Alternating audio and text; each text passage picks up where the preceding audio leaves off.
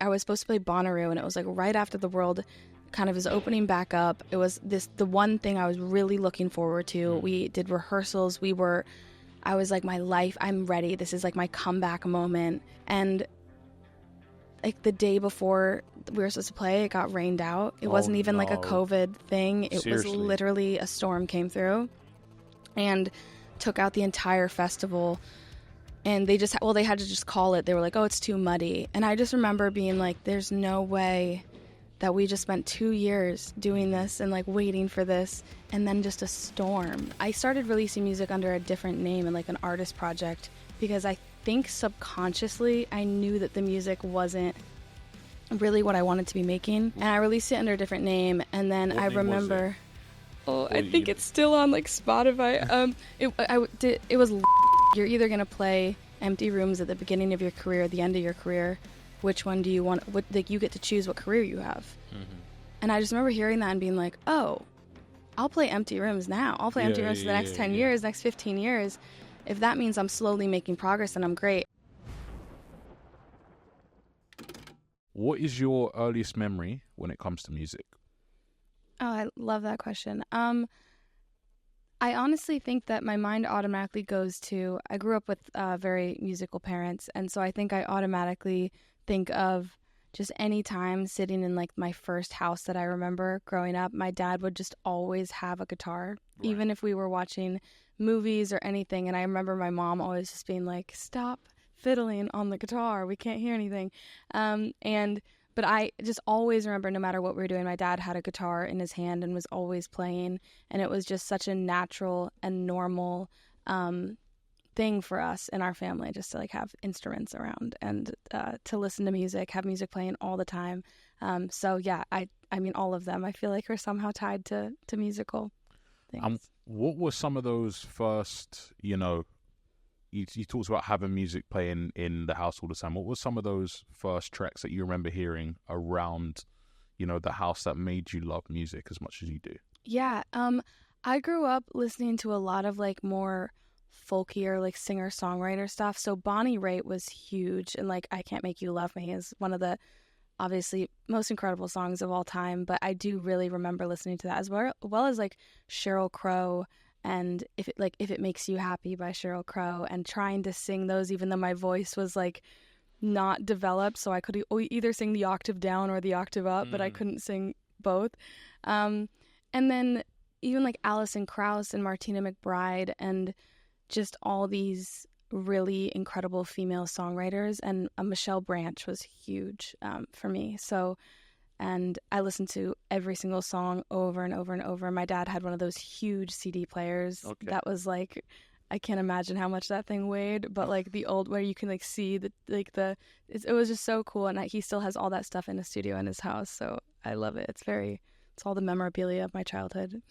So then how does that childhood make, Charlotte Sands the musician that I see in front of me? Take me on that journey from Charlotte enjoying music in the house with her parents to becoming a musician and those formative years. Yeah. Well, I think so much of it has to do with the fact that I grew up in a household that was being creative was so celebrated, and I was always pushed and like supported whenever I wanted to do something creative, instead of being like, oh, but did you get 100 on your test? And those kind of things. So I'm really grateful for the fact that my parents always just really pushed me in the direction of creativity. My dad, every house we lived in would create a studio, whether it was in a closet or an extra bedroom or in the basement. He would always make a space that at least I could like record myself and record guitar.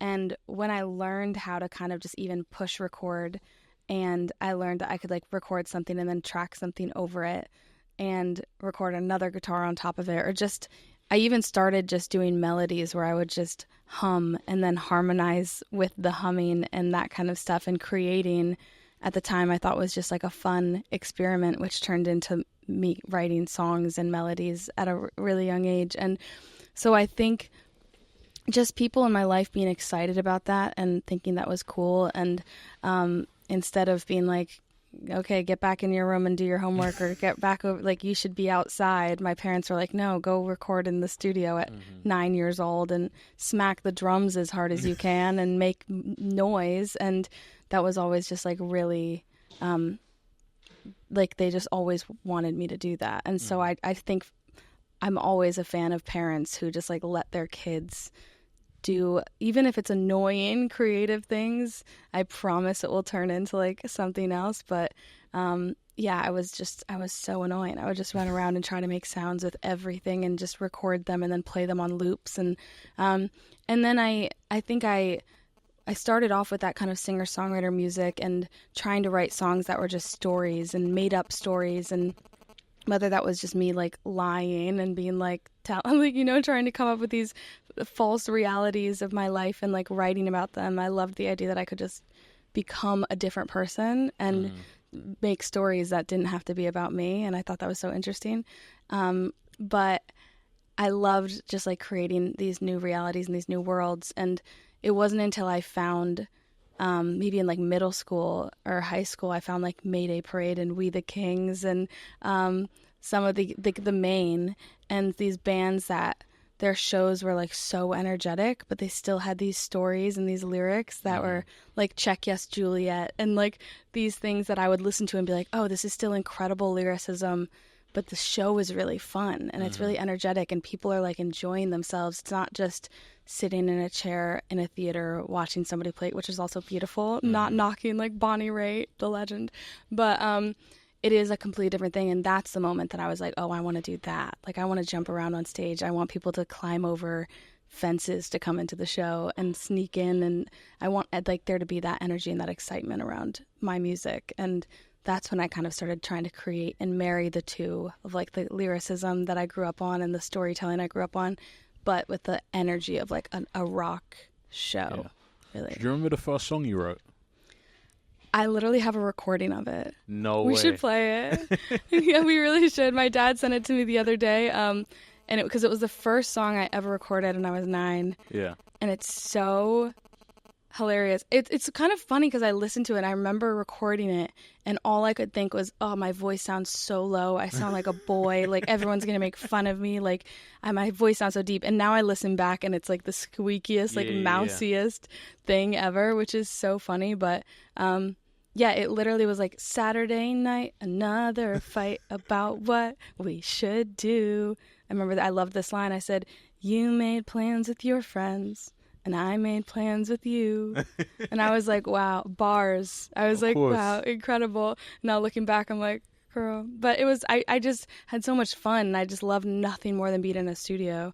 And my dad would just like record tracks and then go crazy on like the bass and play all the instruments. And I just felt like we had a band, and it was just the most exciting thing ever. And then I'm assuming you go through middle school and high school. Where does the Charlotte Sounds project like officially begin? So I was in like a few bands in high school, and I would just like write some songs, and we performed at talent shows and stuff like that. But it wasn't honestly until after I moved to Nashville. I started releasing music under a different name and like an artist project, because I think subconsciously I knew that the music wasn't really what I wanted to be making. Right. In the sense of it, I felt like I was making it for other people to think I was cool, but not because it was actually what I sounded like or wanted to sound like. And that phase felt more like an experiment. And I released it under a different name. And then I remember... Oh, I think it's still on like Spotify. It was Law, so it was LAW, and I was like, this is so cool. And I remember like releasing all these songs, and to this day, like there's some stuff that it was just very pop, and Lorde was like huge, and like at the beginning, it was like during Royals and all that stuff, and so I think everyone was automatically gravitating towards like the Lorde and Billie Eilish, like thing, and I was like, oh yeah, I want like dark, grungy, like moody songs. And then I just had this moment. I remember sitting in my car and I just had this moment where I was like, that's not my personality. And I'm never going to go on stage and be like, hey, I'm Law. I'm never going to introduce myself that way to people. And so I was like, this doesn't really make sense, because like I'm never I don't feel like music to me is a side project or is like a different identity. Sure. That is the same thing. And we would be like, it wouldn't make sense for me to have a project that wasn't my own name or wasn't my own like identity, and those things wrapped into one. And I remember sitting in my car and I changed everything. I changed all my social media. I just made a random post being like, at this point I probably had like 50 followers, so it's not like it was like this huge rebrand. But and I remember just posting being like, I'm gonna go by Charlotte Sands, and that's my name, and that's what feels the most authentic to me. And immediately all the music I started making shifted, and I felt like I was making music that was about my life and was about, that reflected my personality and my values and all these things. And it just was an immediate switch of being like, oh, like this is right. This is the right move. And I could feel it changing ever since that, really. So from that moment where we're sitting down now, for context, you're about to play Heaven, which is, it's a big venue in London. You're going to have like 900 to 1,000 fans here. Yeah. World building and building a fan base from that point to now. Tell me about that journey, because I think that's some things that maybe a lot of new musicians struggle with is building a fan base and, like making people buy into you and your project. Yeah, absolutely. I mean, first of all, I think it would be untrue to say that you have not had a huge hand in that specifically. You have, especially over here, in the way of, like, we've always prioritized wanting to sell tickets here and outside of the U.S. And I've always wanted to be able to, like, have a career where I could tour multiple places and also pay attention to, like, who's listening to my music. Not just be like, I just want to be a U.S. I want to blow up in the U.S. I want to, like, look at my statistics and be like, okay, wait, we have a big audience over here. We should tap into that and we should do that. And I think you have helped ginormously. Is that a word, ginormously? Yes. That sounded so wrong coming out of my mouth. But you really have, because there's like certain people who have championed me over here that we've seen like a direct reflection of like that support when it comes to people discovering me and my music. And you are 100% one of those people. And so I'm forever grateful for that. But yeah, we came over here 2 years ago. I opened for My Chemical Romance, which is a sentence that every single time I say that, I'm like, how did that happen? But we played at Milton Keynes, which is like 32,000 people. And then 2 days after that, I had my first ever headline show outside of the U.S., which was in Camden. Okay. What venue? Camden Assembly. Amazing venue. Yeah. Legendary venue. It was so sick. It was everything it should have been. It was just grungy and in an incredible area. And I think it was like 100 people in this tiny room. And that was such like a mind-blowing experience that I was so far away from home and people were there for me. Even more so, this is so strange, but even more so than the My Chem thing. The My Chem was like a career, like, oh, I've made it. And that moment for me was like, oh, like these people are here for me. That's so weird. And that's such a strange experience. And it's so weird that only 2 years later, we're playing a venue that's 10 times the size. I think so much of it has to do with the fact that I've been so lucky to tour outside of the U.S. So especially the last like 2 years, I've done so many tours over here. And I've been so lucky to be able to like meet so many different people in so many different countries, but also the artists that I've toured with have such incredible fan bases that I feel like I just got really lucky and I was able to tap into like these beautiful communities of people like Paris and 5 Seconds of Summer. And then also Youngblood I toured with in the US, but has such an incredible, obviously, fan base here. And so, I've just gotten so lucky, and these people have just like, I think they all just want the same things, which is a community to feel like loved and accepted and celebrated. And luckily, like I've been able to like be a part of that community, and now they're a part of mine, and it's been a beautiful experience overall. Because I feel like your fans, like to some bands, and this isn't you, what I'm about to say, to some bands and musicians, it can just be like just numbers for them. Like, no faces and names, but it feels like your community really loves you, and you're really like in touch with your fan base. I try so hard to be. I think for me, my career is so wrapped into my personal life that it would be really strange for me to not know them, or at least try to have like a relationship with as many people as I can.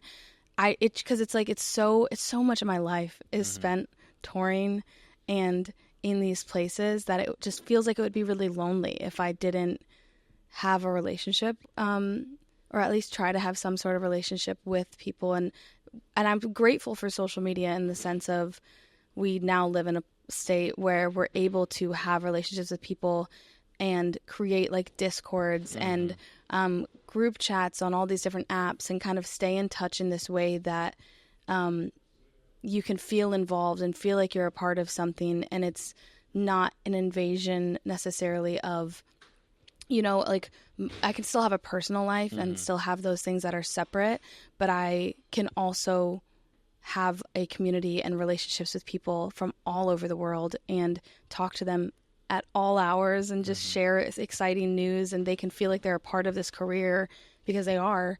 And some of these people have been here for years. Yeah. And I want them to feel important and know that everything that they've done to help me get here is like, I'm aware of it and I'm really grateful for it. And I think the biggest thing for me is I've wanted to build a place that other people can find other people, and whether that's finding it through my music or finding it through these feelings that they both have, and that's how you've realized that, oh, I have something in common with these strangers, then if that's like the best thing I do is find a friend for somebody else, then that's all I want. I just want people to find other people, and that might not even necessarily be me. I'm not even the end goal. It's just I want them to find a community and find people that they can go to and they feel supported and they can talk to about their lives and their mental health and all these things that I feel like as teenagers, before all of that social media, I didn't really feel that way a ton. Like I didn't really have that group of people.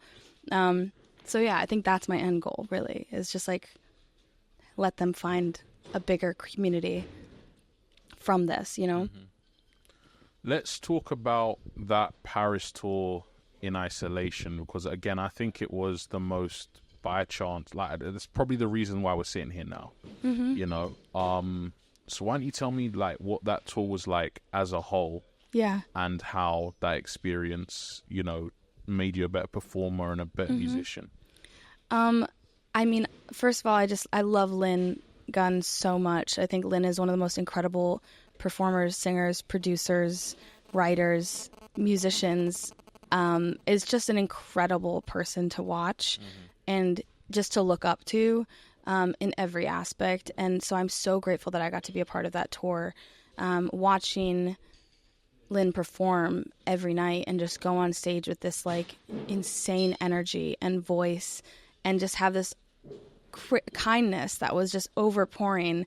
It made me realize I was like, oh, you're really able to do both. You can be a really kind, sweet, loving, gentle person, but still be running a business, still be the boss. Everyone respects them, and like, and then still go on stage and have this like really powerful, like dynamic show. And watching that, I was so grateful to see like another woman doing that and just being like, I felt so like empowered by like their performance. And I think, we met at the Hammersmith Apollo, which is one like the biggest show of the tour, I believe, in London. And I was like so grateful that we just like bumped into each other, and somehow, because I had heard about you, and I remember we bumped into each other, and I think my tour manager or Max at the time mentioned, you were like, oh, do you know who that is? And was like so excited because they were like, you are like so respected, and like everybody who knows you loves you and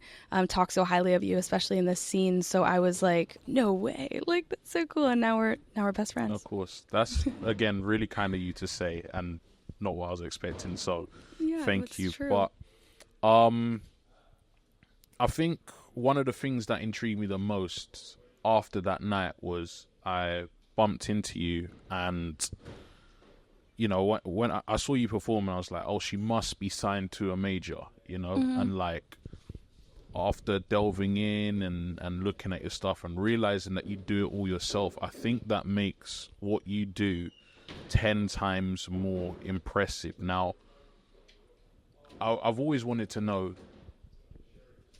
is it now like a badge of honor that you do your own thing and, you know, you're not signed to a major label? Like, was that ever the goal? And, you know, did things change along the way? Yeah. Or was it always like, you know, this is what I want my music to be, this is what I want it to stand for? I think it's a little bit of both. I think when I started, I think as most artists think that like the win and the final step is like signing to a major label, and that's what everyone wants. And so at first, I think in my career, I really did want that, and I was like, oh, the second I sign, I'm good. Mm-hmm.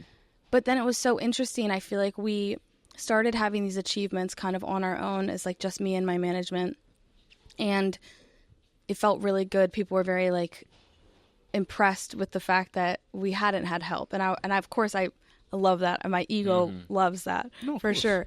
And we were like very, very proud. But then I remember just going into meetings, and I would have meetings with these executives or people that worked at the label, and they would be really kind and like genuinely wanted to be a part of the project.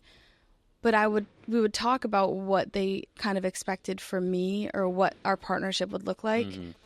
And it never made a ton of sense for me. Like how I viewed my career would be like, okay, I want to play shows. I want to sell tickets. I want to have relationships with like the audience. I want to make music that like I know my like audience, and I want to make music that reflects my life and that's true to me. And I don't want to sacrifice like my art for like a moment and like a tiny moment. And I felt like every meeting I was having was like, how do we achieve a tiny moment that's not sustainable?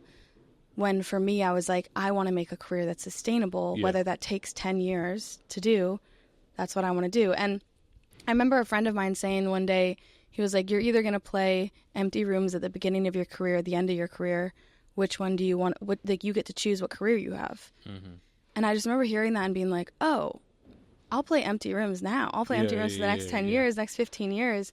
If that means I'm slowly making progress, then I'm great. And I feel like I just never aligned with labels on how they saw that process. They wanted an immediate return, an immediate moment, and all these things that I was like, well, I can't promise you that. I'm not in control of TikTok or social media. Like I can't guarantee you immediate success. And if I don't, are you not going to care about me afterwards?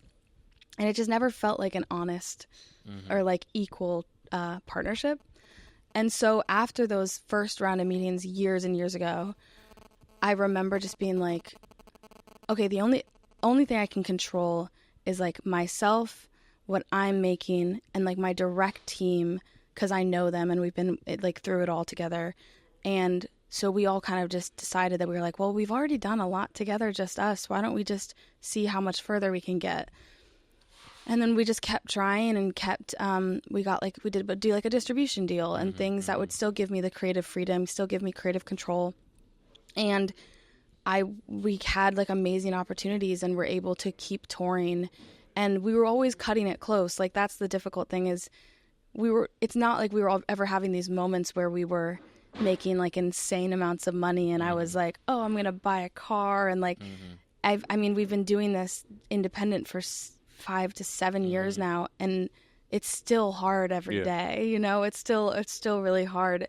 Even the celebratory like exciting moments, it's like a song comes out and I'm not like in the club like hanging. I'm like in my car with a hotspot like uploading my graphics to Spotify and doing my canvases and creating my posts and on every platform and editing videos myself. Like I like making my own ad mats. Like it is a lot of work that I still do and have been doing for the last 5+ years.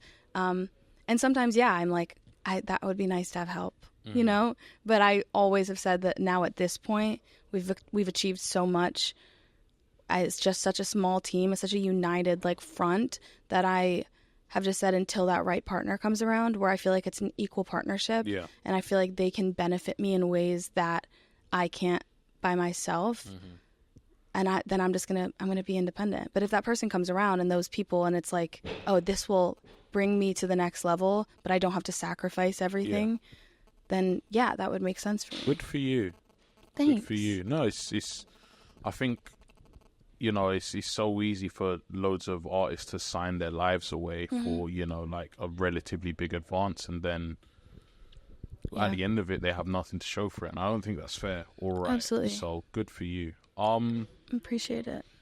Being independent, it means that you're the boss. So what's the hardest thing about being the boss? Oh, I think the hardest thing 100% is that I'm friends, like it's all my friends that I tour with and I work with, and like, you know, these people on such a personal level, and I want everyone to like me. I think that's the core of my personality. Yeah, of course, I want to be like, but there is such a weird balance of like wanting people to like you and like working with you and for you, but also like having to be the bad guy and having to like stand up for yourself. It's a really hard thing to figure out, and I still haven't 100%.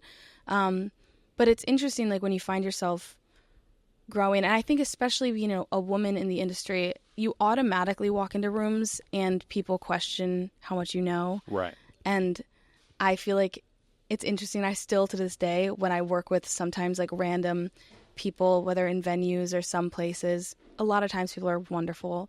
But sometimes I'll have people who just will completely just think that I have never been on a stage before in my life. And they'll be like, this is your microphone. And like these are your in-ears. And it's really hard in those moments to try and still be sweet and kind, and not just be like direct and upfront. And maybe I think sometimes I should be more like that. But it is interesting when like if a guy was just like came in and demanded respect and was like, this is what we're going to do. This is how I want the stage set up. These are where I want the lights. I want to sound this way and I want this in my in-ears mix. People would be like, damn, he's really on it. Yeah. He knows what he's doing. If I did that, not for my team because they know me, but if I did that with a group of random people, they would be like, wow, she's really needy and she's a diva and can be a brat, or like really thinks she knows what she's talking about. Like, you know, and it really, I've seen that so many times. So I think that on top of being a boss and owning a business and like a label and all of these things that is my own business, it is already a struggle. So it's a hard thing to manage. It's a hard thing to figure out. But I think as long as I have people around me that know me and know that, like my team and my direct team and my band, they never put me in positions where I need to like be, you know, very harsh or have to be direct. And I'm surrounding myself with people who would also like tell me and be like, hey, maybe like communicate this way and that would be helpful for me. And I think that's what I'm so lucky to have, such a small, specific, like intentional group of people that we have really good communication. Sure. And when I need something done a certain way, they know it's not coming from a place of me, you know, micromanaging or doing these things. They know it's coming from a place of I like things a certain way. I like being in control of these things, and they see it that way and they respect my opinion and what I have to say. And I think that just comes with working with people that respect you and respect and have aligned visions, and we're all in it for the same reason. And so it's always a struggle. And I that's why I'm also such a fan of like women like Pink, like in the industry, who like if you watch their documentaries, like they talk so openly about how hard it is to be in charge as a woman in the industry, and how hard it is to be in charge when you're working with your friends and when you're working with people who you love, and you still have to like walk that line. And so I look up to those. I watch a lot of those documentaries, and I try to also just kind of mirror some of those experiences and stuff like that. I want to talk about the music. Yeah. And you know, we need to talk about Can We Start Over? But before I do that, I'd really love to know your highest point and your lowest point in your career so far. Ooh, that's so hard. I'm trying to think of a lowest point, and I know there is one, but it's so hard to think about, especially I feel like just with the last few months, like this is I think I have one. This is actually, they play into each other. I think one of the lowest points for me was during COVID, when the world shut down. Everything was opening back up, and it was like I was supposed to play Bonnaroo, and it was like my first time playing inside the festival, and I was like on a stage, and I felt like all of COVID, I had like Dress came out, which was like huge for me, and it was all of these really exciting opportunities were happening, but like while I was at home in a really shitty apartment, that like, and I was like getting interviewed by like really cool people, and I was like on like the Today Show, but like zoomed in, I had all these incredible opportunities that I'm so grateful for, but I didn't get to like experience them in the way that I think obviously I would have if I was like getting flown around the country and going to all these exciting things. And so that was a really wonderful time in my life, but it was also like very strange to be in like a 1-bedroom apartment zooming with like the head of like all these businesses, and you know, it just felt kind of weird. And then I remember I was supposed to play Bonnaroo, and it was like right after the world kind of is opening back up. It was the one thing I was really looking forward to. We did rehearsals. I was like, my life, I'm ready. This is like my comeback moment. The first time since all this stuff has happened in my career that people are going to see me perform, which is the thing that I am like the most proud of and the thing that I love the most. And like the day before we were supposed to play, it got rained out. It wasn't even like a COVID thing. It was literally a storm came through and took out the entire festival.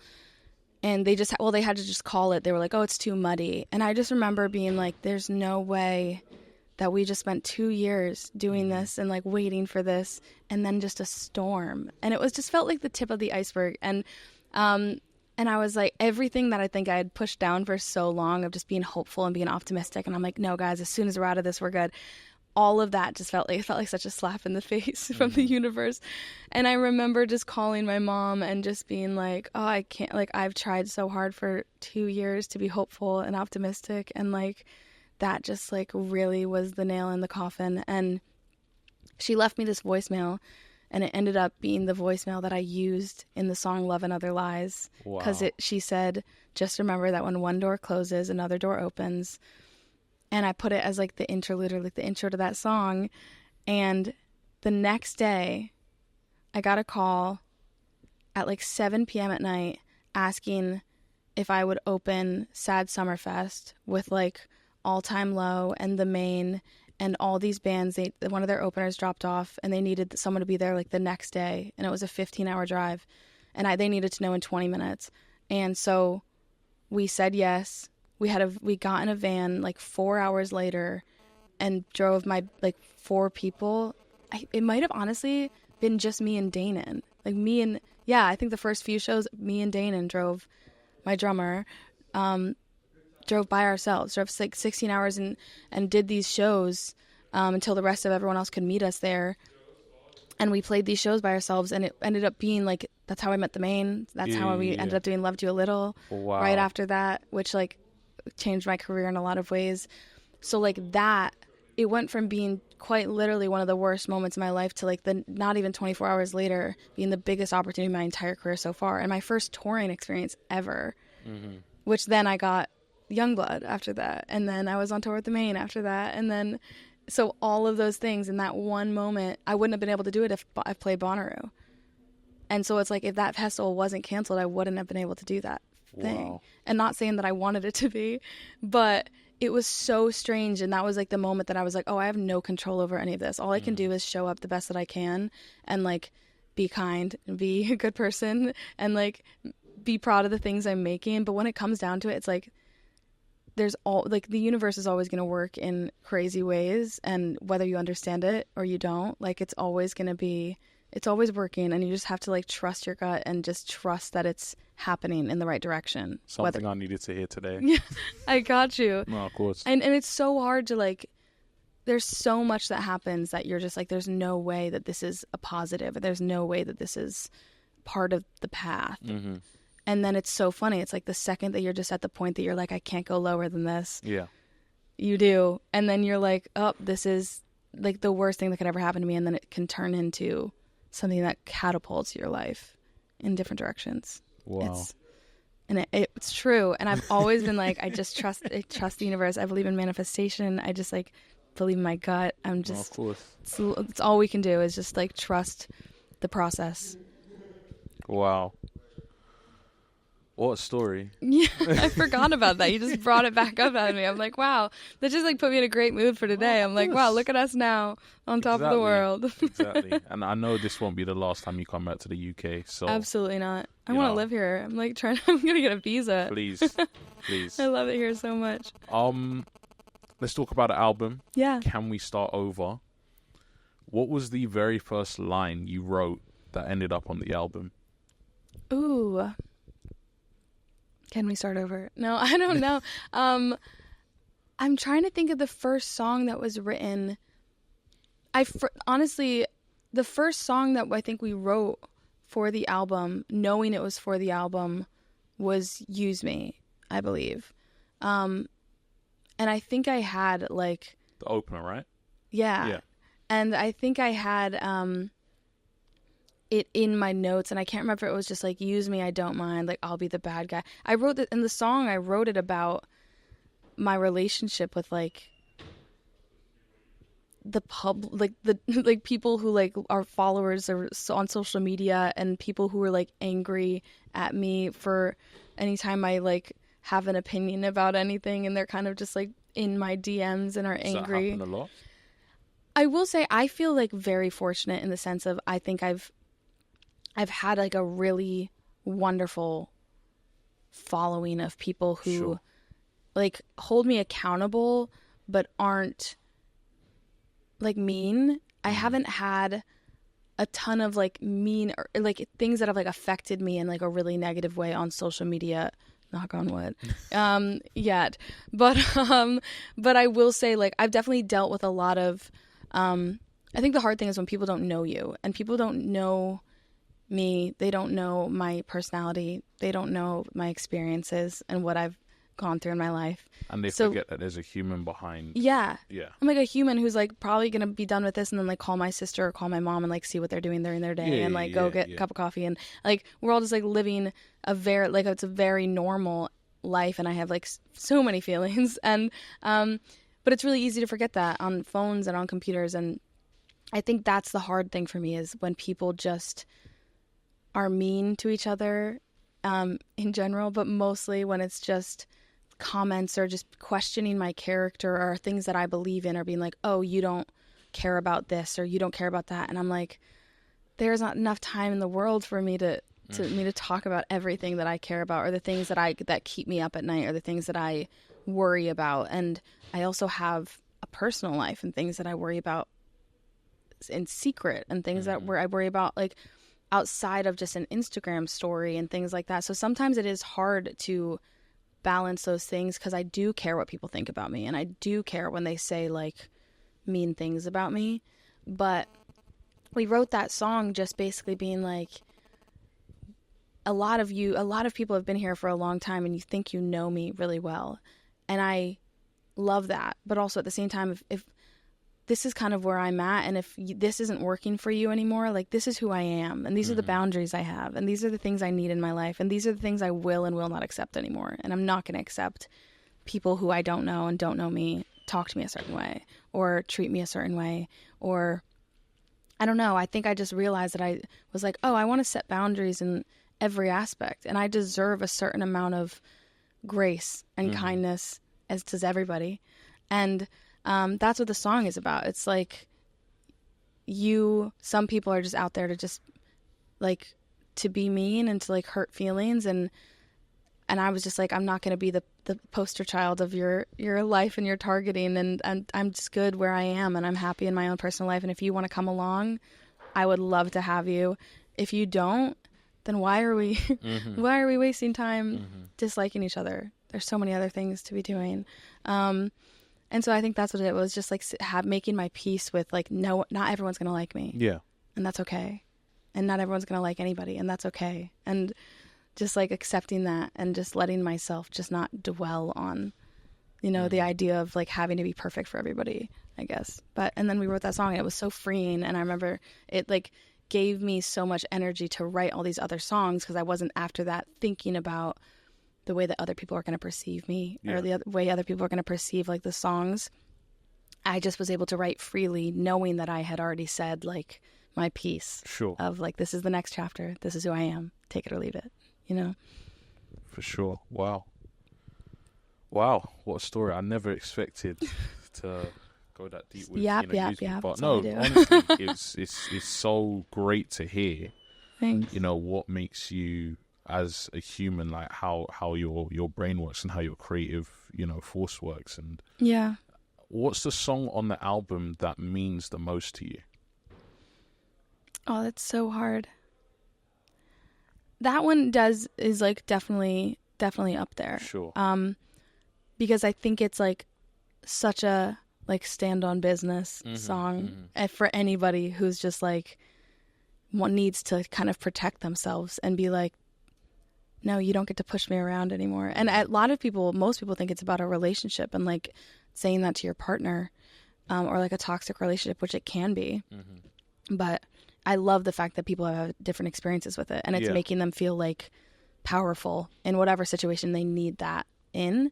When a fan comes to you with a different like meaning to one of your songs, does that then manifest into your own feeling? Or... Yeah, I feel like whenever I hear that kind of stuff, I love the fact that songs can like, they can have different lives for different people, because it makes it feel like instead of it's this small, narrow, like one track lane of a story, it all of a sudden turns into like this, there's just so much potential and there's like a universe that these songs can live in. And I love the idea that people are like driving down the street listening to this song, and it to them, they're relating to it in a completely different way than I would have ever imagined. Because I think that's like what's so wonderful about music in general is I doubt the majority of songs that have like changed my life were written about the experiences that I thought they are, or I think they are, or the ways that I related to them. And that's like what's so wonderful about all of our brains being so different and all of us being so different as people. We hear things in ways that we need to hear them for ourselves. And but I love that. And I love the fact that like Blind Spot, to me, I love that song so much. And I love the fact that it's about a relationship and about like somebody not choosing you. But I also loved like the idea about it being about friends outgrowing each other and watching your friend become friends with other people and you're not really included anymore. Because that was such like a huge part of my childhood, of like being like left out and that feeling of just being like, oh, I want to be invited, you know? And so that song to me, and I think a lot of people relate to it in the way that it's like just not feeling chosen. Oh yeah. And like not being like the one that you are picked. And like I think that's such a universal like experience. And I just reopened some childhood trauma. Here we have the whole day. Exactly. We can unpack all of it. But no, and when we were talking about that song, my music video idea, and I always have music video ideas for every song, but unfortunately, being an independent artist, most of the times I can't actually execute the things that I want to. But I wanted the music video for Blind Spot to be of a doll and be like a doll that gets left behind, like kind of like Toy Story when like the kid grows up and the doll is just like always there, and like all of a sudden it gets like pushed under the bed and the kid stops playing with it, and like all of a sudden it's in a box and it's in storage, and it's like this doll basically singing like, I wish I could have you all to myself, like maybe I would have you if I was somebody else. Just this feeling of just being left behind, which is so funny because I don't think anyone would expect that song to be about just like a doll being left behind. But there's just so many lives and so many experiences and stories that could come out of that, which I love writing songs that can just like be multiple things at once. But that one's special to me as well. I love them all. I don't know how to pick. Liverpool. Wow. Okay. What was the hardest song to write on the record? Ooh. I'm trying to think of them all. That's so hard. I'm like trying to think of one. Blind Spot was lyrically, I wanted it to be perfect. I felt like it deserved to like be perfect, and I felt like when we were in the studio, we all were very much in agreement that we weren't going to leave until the song was like, we weren't going to rush it. We weren't going to just try and like put filler words Because sometimes I feel like with other songs you can get away with just like putting in a random line at the end, or just like, okay, let's break for lunch, let's just like put this here. But that song felt so special, and even the ending, when I wanted to include every single melody from the entire song in the outro, and that we sat for like over an hour just with Keith, who produced it, and Alex, trying to figure out where each melody can sit where they wouldn't go over each other. Yeah. And that took so long, but to me I was like, I just had this idea of this crazy build up, and of all these different thoughts and emotions now are at the same time, and it feels kind of like an anxiety attack in a way, and the way you would feel if you were in that position of just feeling like everything's going wrong at the same time. And so that song I felt like was just very intentional, and we were like very intentional about it, instead of other ones we were just like, this is fun and this can kind of be whatever, and as long as you say what sounds good, a lot of the times you can get away with it. But yeah, that one was like just super, super intentional. So we're here at Heaven, and you're about to play tonight. What do you look forward to tonight?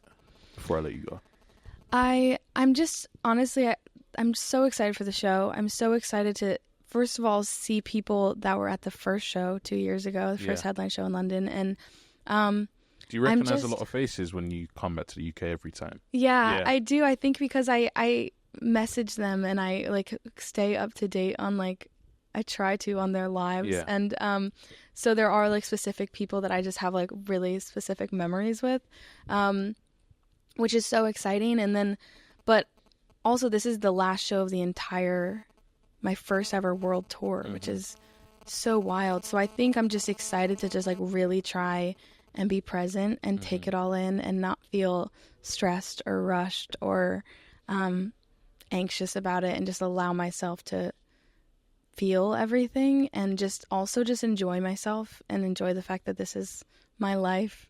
And because I don't know, like, the next time I'm playing a show, like whether it's weeks from now or months from now, and so I just want to be able to take advantage of it and just celebrate with everybody that's here. And I can't believe there's so many people, so I'm just so many friends here and so many wonderful people, so I'm just excited. So do we have a timeline on when we can expect to see you again, or is that all on the drawing board for now? I think it's all on the drawing board. I mean, I'm always going to be playing. I know we're doing some festivals this year and some one-off shows and that kind of stuff. But in coming back, I'm not 100% positive when I'll be back yet. But I will be. It's necessary for me to be back over here, so it will be soon, and I can't wait. Thank you for joining me. Thank you for having me. And like, the amount of growth since meeting you at Hammersmith to now has been unbelievable. I'm so proud of everything that you've achieved. You're going to kill it tonight. Thank you. And definitely come back soon when you got more to announce. I will be. Thank you for having me. You're the best. Awesome.